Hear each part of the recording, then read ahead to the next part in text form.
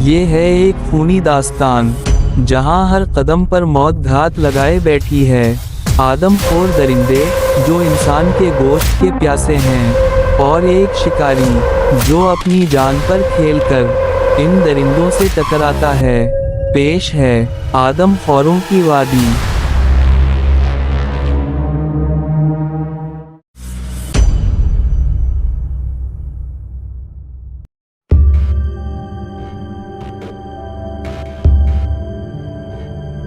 एक दो लंबे लंबे सांस लेने के बाद मैं फिर चलने लगा। पैरों के निशान तकरीबन ख़त्म ही हो गए थे, लेकिन मैं नाक की सीध में आगे बढ़ता जा रहा था।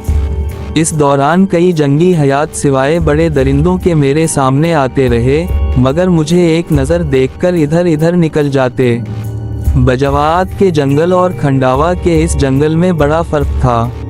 बजवात का जंगल सीधा और हमवार था, लेकिन ये टेढ़ा मेढ़ा, ऊंचा नीचा था। चलते चलते मेरी सांस भारी होने लगा और भूख भी शिद्दत से तंग करने लगी। मेरा इरादा था कि कहीं कोई नदी आए तो मैं मुंह हाथ धोकर ताज़ा दम हो जाऊं, इसके बाद कुछ खा पी लूंगा। आखिरकार एक नदी आ ही गई, जो किसी पहाड़ की आबिशार से गिरकर सांप की तरह बल खाती हुई एक तरफ बढ़ रही थी। मैंने एक सायादार दरख्त के नीचे मुनासिब जगह देखी और अपने वजूद पर लादा हुआ सामान वहीं उतारकर नदी किनारे बैठकर अच्छी तरह हाथ मुंह धोया। छागल में मजीद पानी भरा, फिर दरख्त के नीचे आकर खाने वाला थैला खोला। इसमें से ज़रूरत के मुताबिक खाना निकालकर थैले को बंद कर दिया। खाना खाते हुए मैंने बंदूक और खंजर को पास ही रखा हुआ था, ताकि खतरे की सूरत में काम आ सकें। मैं ऐसी जगह पर बैठा हुआ था जहां कोई भी खतरा इतनी आसानी से मेरी तरफ बढ़ नहीं सकता था। मेरी जहां दीदा नजरें चारों तरफ घूम रही थीं, अचानक ही मुझे शेर की धाड़ सुनाई दी। आवाज़ इतनी वाज़ेह तो ना थी, मगर फिर भी मेरे कान चौकने हो गए और आवाज़ का तयन करने लगे। धाड़ दोबारा सुनाई दी, मतलब साफ था, कोई शेर नदी की तरफ आ रहा है। इस दौरान मैं अपना खाना ख़त्म कर चुका था। मैंने जल्दी जल्दी सामान समेटा और थैलों को कमर पर बांधकर बंदूक पकड़े उस तरफ देखने लगा, जिस तरफ से शेर की आमद मुतवक्के थी। इस बार धाड़ काफ़ी बुलंद सुनाई दी, तो मुझे अंदाज़ा हो गया कि आने वाला कोई शेर नहीं, बल्कि शेरनी है, क्योंकि नर और मादा की आवाज़ में बड़ा वाज़ेह फ़र्क होता है। मेरी नज़रें पूरी तरह उस सिमत पर जमी हुई थीं, फिर अगले ही लम्हे एक खूबसूरत शेरनी झाड़ियों से निकलकर मेरे सामने आ गई। मेरी गिरफ्त बंदूक पर मजबूत हो गई और मैंने उंगली लब पर रख दी। शेरनी ने इधर इधर देखा, फिर जैसे ही इसकी नज़र मुझ पर पड़ी, वो हल्के से घूर आई। एक माहिर शिकारी की ये खुसूसियत होती है कि वो जानवर के महसूसात को पहचान सकता है। शेरनी जिस तरह आई थी, यूं लग रहा था जैसे वो किसी तकलीफ में मुब्तला हो। मैंने गन नीचे कर ली और इसका मसला समझने की कोशिश करने लगा। शेरनी ने फिर आवाज़ निकाली और मैं फ़ौरन समझ गया कि ये मुझसे किसी तरह की मदद मांग रही है। ऐसा बहुत कम होता है कि कोई दरिंदा किसी इंसान से मदद की उम्मीद रखे, मगर ये कुदरत के राज हैं। कभी कभी खतरनाक से खतरनाक जानवर भी ऐसी मुश्किल में इंसान से मदद लेने की कोशिश करता है, जिसका हल इसके पास नहीं होता। इतने अरसे से शिकार से वाबस्ता रहने के बाद मैं न सिर्फ काफ़ी हद तक जानवरों के महसूसात समझने लगा था, बल्कि इनकी आवाज़ निकालने में भी थोड़ी बहुत महारत हासिल कर ली थी। कुछ सोचकर मैंने हल्के से शेर की आवाज़ निकाली और उसकी तरफ देखने लगा। शेरनी कुछ देर खड़े रहकर आगे बढ़ी। वो अगली टांग से बुरी तरह लिंगड़ा रही थी। 2-4 कदम चलने के बाद वो रुक गई। मैंने गौर से इसकी टांग की तरफ देखा तो इसके अगले पंजे में कोई नोकीला कांटा चबा हुआ था। कांटा 4-5 इंच के लगभग था, जो पंजे के नीचे से घुसकर ऊपर को निकला हुआ था। मुझे वो कांटा छत्तर नूर का लगा, जो हल्का सफ़ेद रंग का होता है। ये कांटे से ज़्यादा सख्त और नोकीला होता है।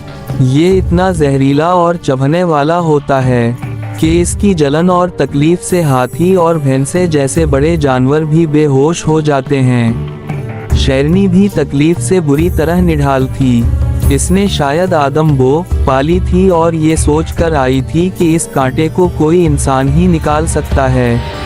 मैं इस सोच में था कि इसकी मदद किस तरह करूं। ऐसा ना हो मैं इसका कांटा निकालने की कोशिश करूं और ये दरिंदा अपनी फितरत के मुताबिक मुझ पर ही हमला कर दे। एक लम्हा सोचने के बाद मैं शेरनी की तरफ बढ़ने लगा। मेरे दिल पर शेरनी की दहशत छाई हुई थी और हाथ भी लरज रहे थे। एक लम्हा रुककर मैंने उसकी आंखें पढ़ीं। इनमें कोई नफरत या मकारी नहीं थी। शेरनी ने जब मुझे अपनी तरफ बढ़ते हुए देखा तो मुझ पर हमला करने या भाग जाने के बजाय अगला पंजा उठाए आहिस्तगी से मेरी तरफ बढ़ने लगी। मैंने अपनी बंदूक के तिगर पर मजबूती से उंगली रखी हुई थी कि अगर वो मुझ पर हमला करने की कोशिश करती है तो मैं उसे वहीं ढेर कर दूंगा। मगर तस्वीर का दूसरा रुख ये भी था कि अगर शेरनी मेरे ज़्यादा करीब आ जाती है तो मेरी मौत भी वाक़ई हो सकती थी। बहरहाल मुझे इससे हमदर्दी थी और मैं इसकी तकलीफ़ भी रफ़ा करना चाहता था, इसलिए कदरे एतिमाद से उसकी तरफ बढ़ने लगा। वो भी अगली टांग उठाए धीरे धीरे चलते हुए बिल्ली की तरह हल्की हल्की आवाज़ निकालकर गोया मुझे ये बावर करवाने की कोशिश कर रही थी कि मैं बेफिक्र रहूं। उसकी तरफ से मुझे किसी कसम का कोई खौफ नहीं करना चाहिए। अगले कुछ सानियों में शेरनी मेरे करीब आ गई और अगली टांग आगे करके ज़मीन पर बैठ गई। ये इस बात का इशारा था कि मैं बला झिझक कांटा निकाल दूं। मैंने शेरनी का भरपूर नज़रों से जायज़ा लिया। इसकी आंखों में तकलीफ़ का वाज़ेह एहसास था।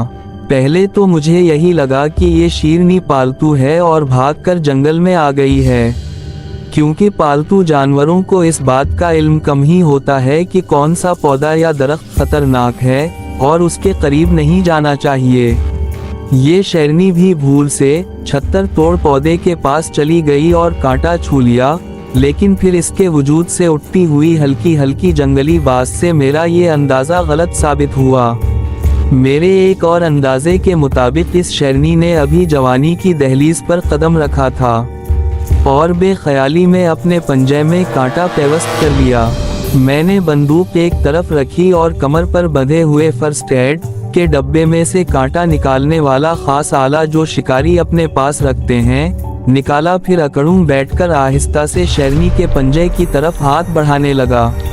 मेरा दूसरा हाथ शिकारी चाकू के दस्ते पर जमा हुआ था। मैंने कांटे का बगौर जायजा लिया। इसकी शक्ल एक आम कील जैसी थी, आगे से बहुत नोकीला और पीछे से उसका सरा गोलाई दार था, जो आगे से नहीं बल्कि पंजा पकड़कर पैचे से निकालना था। मैंने अपना दूसरा हाथ चाकू के दस्ते से हटाया और इसके पंजे की तरफ ले जाने लगा। इस दौरान मेरी नज़रें इसके चेहरे पर जमी थीं, मगर इसकी आंखें बंद थी। वाओ, फ़िलहाल खतरे की अलामत नहीं थी। मैंने दूसरे हाथ से उसका पंजा पकड़ा, फिर आले से कांटे की गोलाई पकड़कर यकदम पूरी कुव्वत से खींचा और जैसे ही कांटा इसके पंजे से निकला, मैं इसे एक तरफ फेंक कर फुर्ती से पीछे की तरफ उछला और बंदूक उठाकर उसकी तरफ तान ली। कांटा निकलते ही शेरनी को अपनी तकलीफ उड़न छू होती महसूस हुई। वो आंखें खोलकर अपने पंजे को चाटने लगी। मैं पूरी मुस्तैदी से बंदूक ताने उसकी तरफ देख रहा था। ये भी मुमकिन था कि अपनी तकलीफ ख़त्म होते ही वो अपनी फितरत के ऐन मुताबिक मुझ पर धावा बोल दे, क्योंकि इन दरिंदों का एतबार नहीं किया जा सकता था। शेरनी काफ़ी देर तक अपना पंजा चाहती रही। इससे उसकी जलन और तकलीफ कम होती जा रही थी। जब वो किसी हद तक पुरसुकून हो गई तो उसने आवाज़ निकालकर गोया अपनी ज़बान में मेरा शुक्रिया अदा किया। उसी लम्हे एक और शेर की बुलंद धार सुनाई दी, जो मेरे अंदाजे के मुताबिक किसी मादा शेर ही की थी। मैंने फौरन घूमकर इस तरफ देखा तो कुछ फासले पर झाड़ियों से एक और शेरनी बरामद हो रही थी। दोनों की रंगत और जसामत एक जैसी थी। अंदाज़ा किया जा सकता था कि वो दोनों हम उम्र या जुड़वा हैं। बरामद होने वाली शेरनी ने एक नज़र पहली शेरनी की तरफ देखा, फिर मुझे घूरने लगी। मुझे इसके इरादे ठीक ना लगे, मैंने बंदूक का रुख उसकी तरफ कर दिया। पहली वाली शेरनी इसको देखकर धाड़ी फिर ठीक तरह से चलती हुई मेरे करीब एक बड़ी चट्टान पर जा खड़ी हुई। कांटा निकलने की वजह से उसका पंजा बिल्कुल ठीक हो चुका था। दूसरी शेरनी भी जसत भरकर चट्टान पर चढ़ गई। अब वो दोनों मुझसे कुछ फासले पर ऊंचाई पर खड़ी थीं, फिर अचानक ही दोनों ने एक साथ आसमान की तरफ मुंह उठाकर धाड़ना शुरू कर दिया। उनकी धाड़ से पूरा जंगल गूंज उठा था। मुझे ऐसा लगा जैसे वो दोनों मिलकर मुझे खराज तहसीन पेश कर रही हूँ। कुछ देर यूं ही धाड़ने के बाद इन्होंने एक झाड़ी की तरफ जसत लगाई और उसमें रूपोश हो गईं, मगर जाते जाते पहले वाली शेरनी ने मुड़कर मेरी तरफ इस तरह देखा था जैसे मेरा शुक्रिया अदा कर रही हो। मैं काफ़ी देर तक वहीं खड़ा रहा, फिर मुझे अपने माथे पर पसीना नमूदार होता महसूस हुआ। आज मैंने पहली बार मौत पर एहसान किया था। अगर वो शेरनी तकलीफ में ना होती तो ज़रूर मुझ पर हमला कर देती, लेकिन शायद दरिंदे भी एहसान का पास रखते हैं। मुझे इस बात की भी खुशी हो रही थी कि मैंने किसी की तकलीफ दूर की है। एहसासात पर सुकून हुआ तो मेरा ध्यान एक बार फिर अपने दोनों साथियों और आदमखोर कबीले की चला गया। मेरा ख्याल था कि सासानी आदमखोर नदी के दूसरे किनारे की तरफ रहते हैं, लिहाजा इन्हें हिंदी के पार जाकर तलाश किया जाए। राय साहब के शिकारी ने इस नदी का जिक्र तो ना किया था, मगर इस बात का अंदाज़ा करना और खुद ही फैसला करना मुझ पर मौकूफ था। लिहाजा मैंने अपने सामान का जायज़ा लिया और नदी के एक तरफ किनारे पर चलने लगा कि इस तरफ आने जाने का कोई रास्ता या कोई ऐसी चीज़ मिल जाए जिससे इस पार जाया जा सके। नूनवन्ना तैर कर भी इस पार जा सकता था, मगर सामान भीग जाने और ख़तरनाक मगरमच्छों के ख्याल से मैंने ये रिस्क नहीं लिया। काफ़ी देर चलने के बाद एक चीज़ ने मुझे चौंका दिया। वो थी एक दरमियानी सी कश्ती जो नदी के किनारे खड़ी नज़र आ रही थी। ऐसा लग रहा था जैसे उसे किसी ने बांध रखा हो। फिर जब मैंने उसके करीब जाकर देखा तो किसी ने उसे रस्सी डालकर एक चट्टान से बांधा हुआ था। चप्पू देखकर लग रहा था जैसे अभी अभी कोई उसे यहाँ छोड़कर गया है, मगर वो कौन हो सकता है? कोई माहीगीर या शिकारी तो नहीं, लेकिन माहीगीर इतनी दूर आ ही सकते और शिकारी यहाँ आने से कतराते हैं, फिर कौन हो सकता है? अचानक ही मेरे जहन में ये ख्याल आया कि कहीं ये कश्ती उन आदमखोर कबीले वालों की तो नहीं। अगर मेरा ख्याल दुरुस्त है तो वो ज़रूर अभी अभी इस तरफ आए होंगे। हो सकता है वो जल्दी वापस आ जाएं, और अगर इन्होंने मुझे देख लिया तो शोर शराबा करके सबको भुला सकते हैं, इसलिए उनके आने से पहले मुझे दूसरी तरफ चले जाना चाहिए। ये सोचकर मैंने जल्दी से कश्ती की रस्सी खोली और उसमें कूदकर चप्पू उठा लिया। नदी का पानी हल्की रफ्तार से चल रहा था। मैं जल्द ही दूसरे किनारे पर पहुंच गया। एक बड़ी चट्टान देखकर मैंने रस्सी इसके साथ बांध दी ताकि आदमखोर ये ना समझ सके कोई इस तरफ आया है। जैसे ही चट्टान से रस्सी बांधकर इसकी आड़ से ऊपर हुआ, मुझे नदी के दूसरे किनारे पर 4 जंगली खड़े नजर आए। इन्होंने अपने जिस्म को बड़े बड़े पत्तों से ढांप रखा था। उनके हाथों में नेज़ों के अलावा तीर कमान भी थे। इन्होंने अपने कानों और नाक में छोटे छोटे बाले डाल रखे थे, जिनसे उनके चेहरों पर छाई सफ़ाकी और वहशत मजीद बढ़ गई थी। इनमें से 2 ने एक अंग्रेज़ लड़की को काबू कर रखा था। इसके हाथ और मुंह मजबूती से बंधे हुए थे, फिर भी वो खुद को छुड़ाने की नाकाम कोशिश कर रही थी। मैं जल्दी से चट्टान की ओट में उकड़ों बैठ गया और सोचने लगा कि कहीं उन आदमखोरों ने मुझे तो नहीं देख लिया, मगर इन्होंने अभी तक मेरी तरफ नहीं देखा था, सिर्फ कश्ती को देखकर ही हैरान हो रहे थे। उनके ख्याल के मुताबिक उनका कोई साथी इस तरफ आया होगा और कश्ती को इस किनारे से इस किनारे छोड़कर चला गया होगा।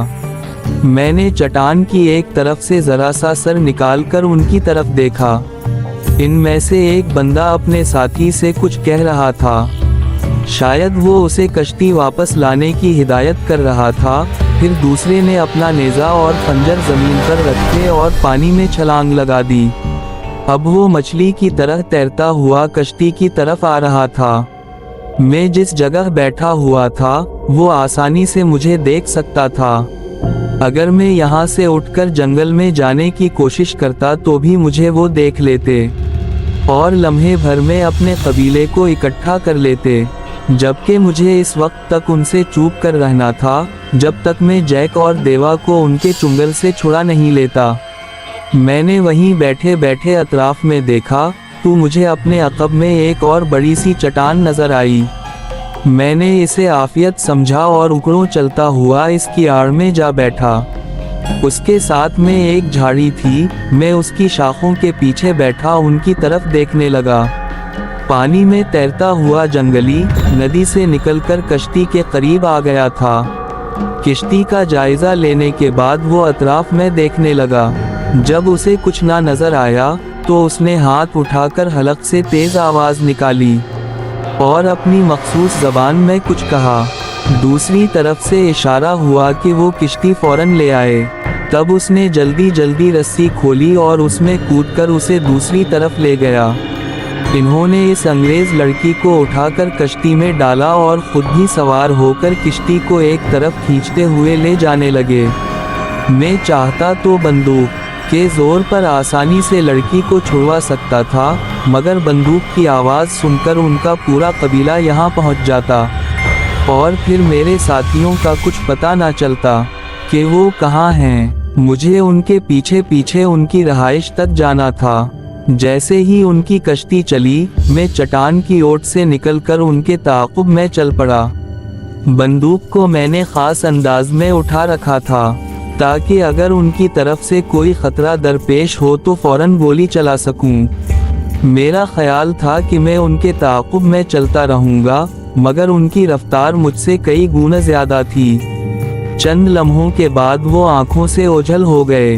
मैंने अपने कदमों की रफ्तार अच्छी खासी बढ़ा ली थी, मगर वो मेरी नज़रों से ऐसे ओझल हुए जैसे वो थे ही नहीं। काफ़ी आगे चलने के बाद मेरे सामने एक रास्ता सा आ गया जो दाएं से बाएं कुछ दरख्त काटकर बनाया गया था।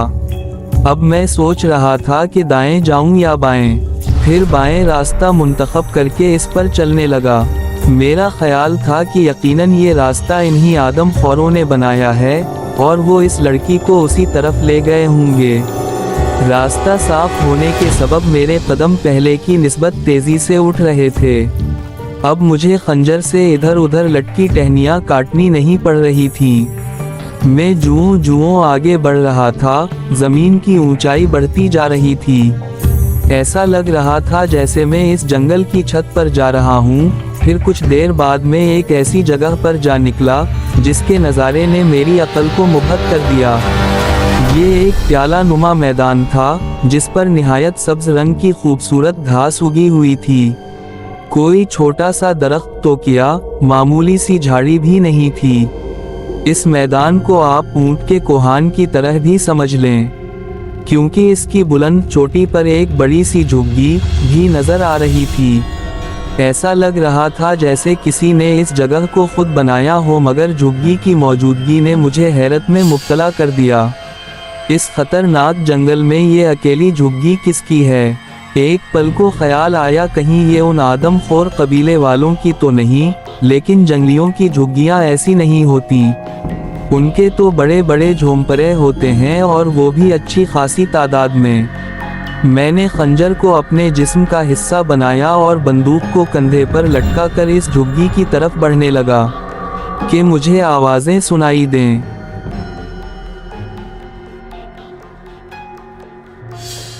ये कहानी आपको कैसे लगी?